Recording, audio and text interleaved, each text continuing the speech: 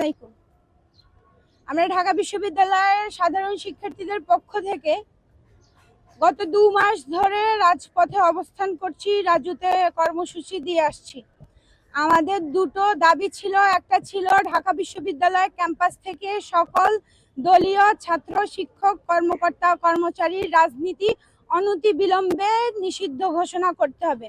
আর আমাদের দ্বিতীয় দাবি ছিল অতি দ্রুত ডাকসু সংস্কার করে আমাদেরকে ডাকসু সক্রিয় করে নির্বাচন দিতে হবে।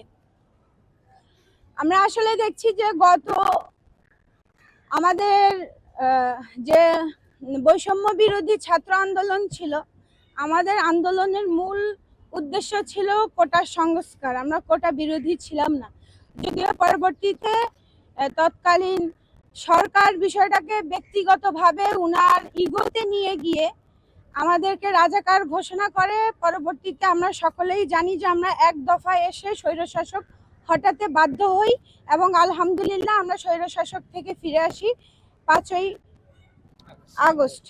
পরবর্তী আমরা দেখি যে 17 তারিখে, জুলাইয়ের 17 তারিখে আমরা আমাদের সকল হল থেকে ছাত্রলীগ নামক এবং ছাত্র দল সহ বাকি যে সকল ছাত্র সংগঠন রাজনীতির সাথে যুক্ত ছিল এদেরকে আমাদের হলগুলো থেকে বয়কট করে দেয়, আমাদের ডিপার্টমেন্ট থেকে বয়কট করে দেয়।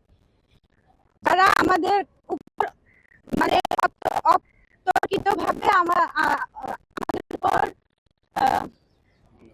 হামলা করেছিল। পরবর্তীতে আমরা 29 আগস্ট আমাদের ভিসি স্যারের কাছে একটা স্মারকলিপি দেই, যেখানে আমরা আমাদের দাবিগুলো উল্লেখ করি এবং স্যার আমাদের সাথে একাত্মতা প্রকাশ করে যে যদি 90% শিক্ষার্থী, সাধারণ শিক্ষার্থী রাজনীতির সাথে, দলীয় রাজনীতির সাথে যুক্ত থাকতে না চায়, তাহলে 10% শিক্ষার্থীর যেই দল করার প্রেরণা সেটা আমাদের উপর চাপিয়ে দেওয়া হবে না। এই মর্মে স্যার আমাদের স্মারক করে এবং গতকাল সিন্ডিকেট সভায় স্যার ঘোষণা করে যে ক্যাম্পাস থেকে সকল দলীয় ছাত্র, শিক্ষক, কর্মকর্তা, কর্মচারী রাজনীতি নিষিদ্ধ ঘোষণা করে স্যার বিবৃতি দেয়।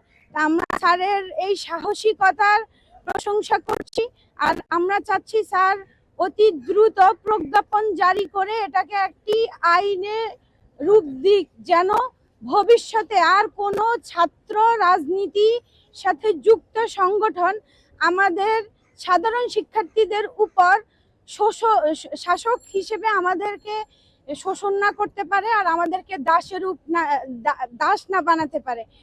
আর আমরা চাই যে আমাদের ডাকসুকে অতি সত্বর সচল করুক এবং ডাকসুতে কোনো ধরনের কোনো দলীয় প্যানেলে যেন নির্বাচন না দেওয়া হয়।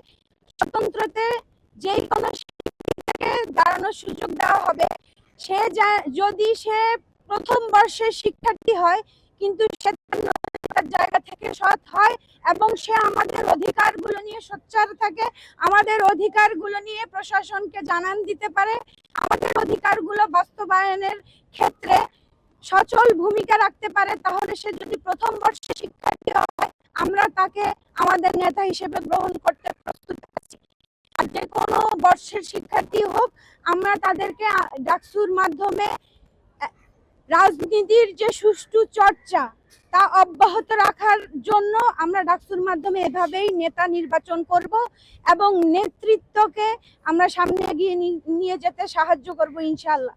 আর আমরা আসলেই চাচ্ছি এখন ঢাকা বিশ্ববিদ্যালয় এই হানাহানি, হত্যা, মারামারি, লুটপাট এসব থেকে মুক্তি পাক, যার জন্য আমরা চাচ্ছি আমাদের ক্যাম্পাসে আর কোনো ধরনের কোনো দলীয় রাজনীতি না থাকুক আর আমাদের ডাকসুকে সচল করা হোক।